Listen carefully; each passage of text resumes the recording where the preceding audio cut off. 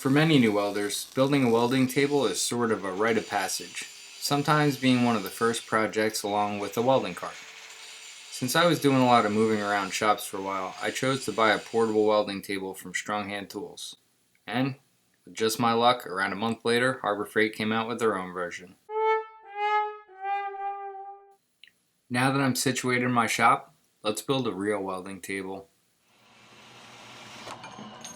We'll start out with doing all of the cutting first. I want the feet to be adjustable, so I cut 4 pieces of 2-inch wide flat bar. Cut each one short at around 1 3/4 inches long so that I'd have a spot on each side to lay down a nice bead without having a raised weld.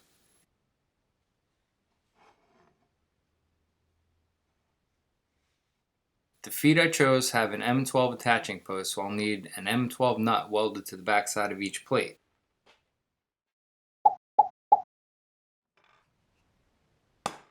I center punched, drilled, and chamfered all of the foot plates, so now we have 4 plates and 4 adjustable feet.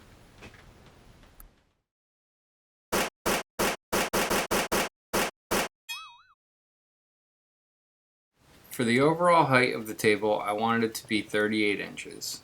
At the bottom I'd have 2 inches to allow for foot adjustment. Each foot plate is 3/16 inch thick. Top plate is 3/8 inch thick.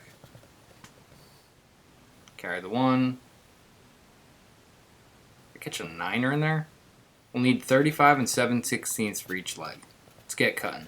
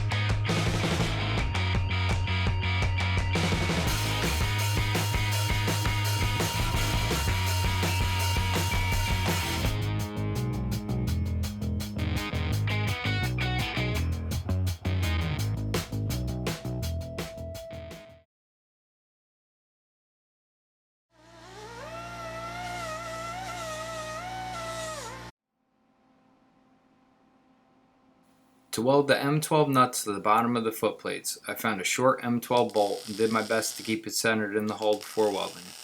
Since these nuts will be inside of the tube, essentially all of the table weight is on these welds, so you gotta make them count.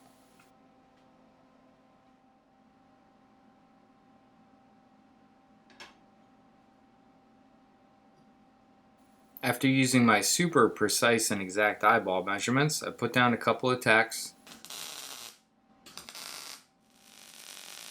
got myself comfortable, and welded each side.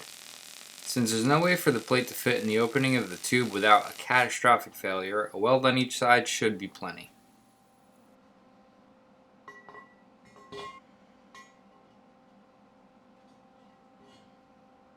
Right now we see me laying out is either the front or the back of the table. Both sides are exactly the same. I took a quick measurement of where to clean the mill scale, since there's nothing worse than not cleaning a big enough patch the first time. We've all done it, don't lie. I wanted to leave enough room under the lower cross brace to be able to move the table around with a pallet jack.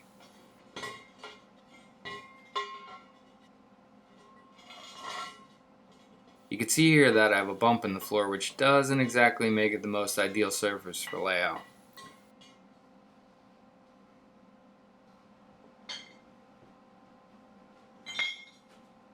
With all four corners raised up, it should be close enough for this build though. I didn't mention it before, but all the square tubing I'm using is 2x2 by 1/8 inch wall. It's a size that I use a lot and it's plenty strong enough for this table. I marked the final height of the cross brace, check for square, and then use welding magnets to hold it all together. The top cross brace is to act as a spacer and won't actually be welded in. I checked the diagonal measurements and all it needed was a little tap to get it square.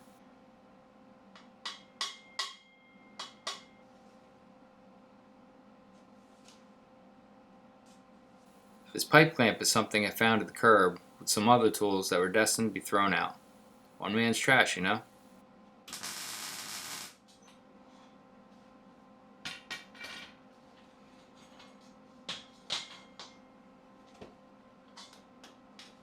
I welded the inside and outside joint, but the inside weld joint needed to be ground smooth for the next two pieces. These two tubes will be what ties the front and back together, but they'll also be the support for the architecture drawers that you saw me take out of the van earlier.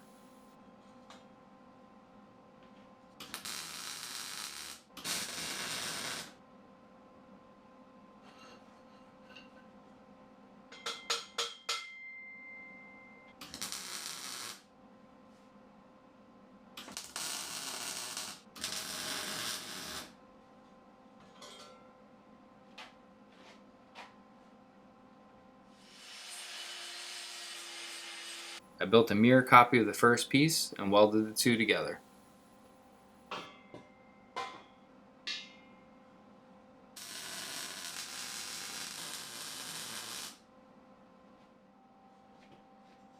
Down the sides of the table along the top are two pieces connecting the front and the back of the table. I started tacking it and you can see right here that I hesitated. There was a slight bit of twist to the tube, so I figured I'd straighten it before I made another tack. Well, that was a bad idea. I didn't notice that when I was hitting it that the other tack broke and the tube started to slide down. I had a brain fart for a second and just tacked it where it was.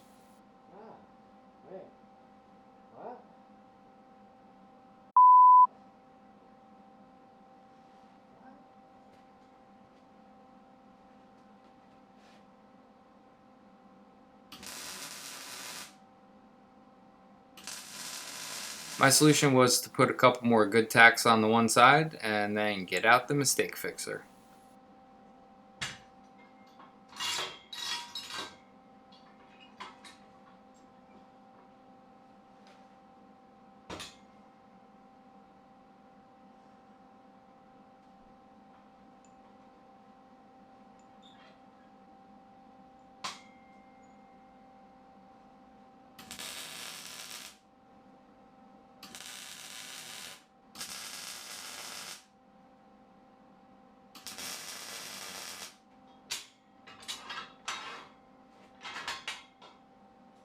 I put a single center support between the sides. In retrospect, I should have put one across the front and across the back and then another one joining them together in the middle. I wanted to leave the front and back open to make it easier to clamp things down, but we'll talk more about that later.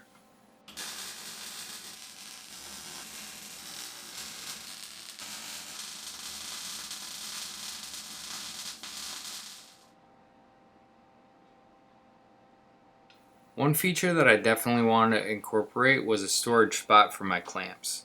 I checked two of my larger clamps to make sure the height would work, and the bar I used was just a piece of black iron pipe that I had around.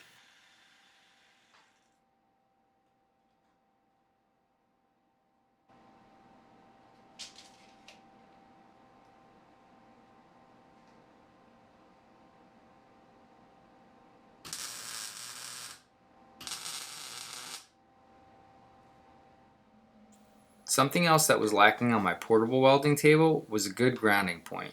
The table had, I guess, a zinc or some other kind of anti-rust, anti-corrosion coating, and I'd have to use a piece of metal down on the table and ground to that. To make a good grounding point, I welded a piece of 3/16 by 2 inch wide flat bar to one of the legs. These next four pieces of angle are to hold a shelf above the architecture drawers. I mounted the two sides and the front with the angle facing downward.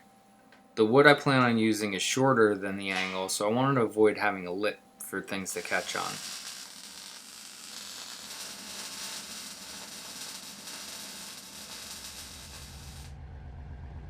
I needed some more supplies and a way to move the table once it was all together, so the next day I loaded up the trailer and went out to do some shopping.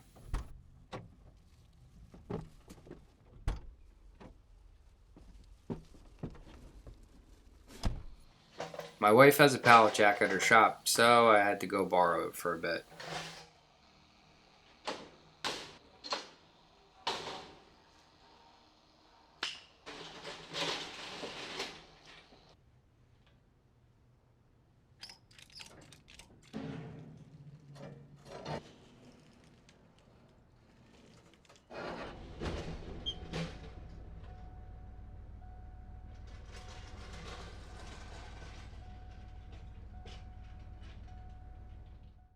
Picked up some primer, paint, and a few other supplies.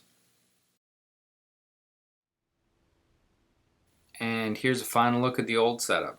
It's pretty packed. Let's do some cleaning and painting.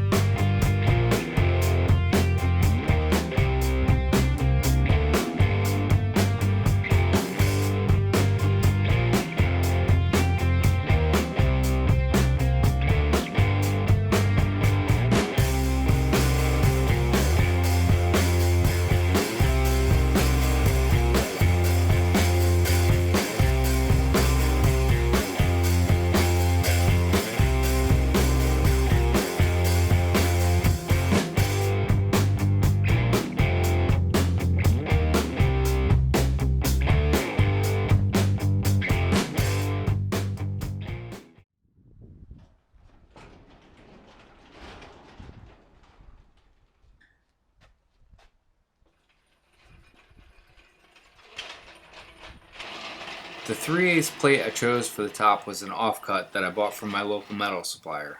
Some of my initial hesitations in building a table came from not having a good source for steel plate at a reasonable price. For this 3 foot by 4 foot steel, I ended up spending about $125.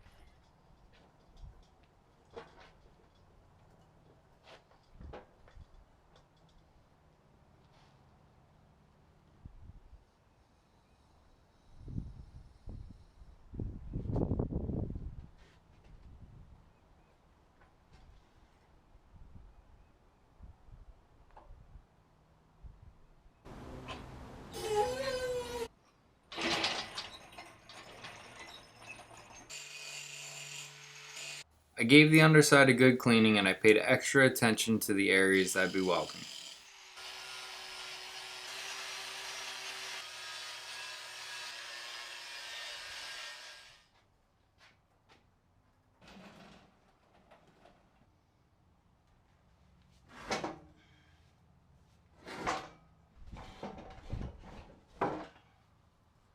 Top comes in at around 185 pounds, and I've already had a hernia repaired once, so I took my time moving it around.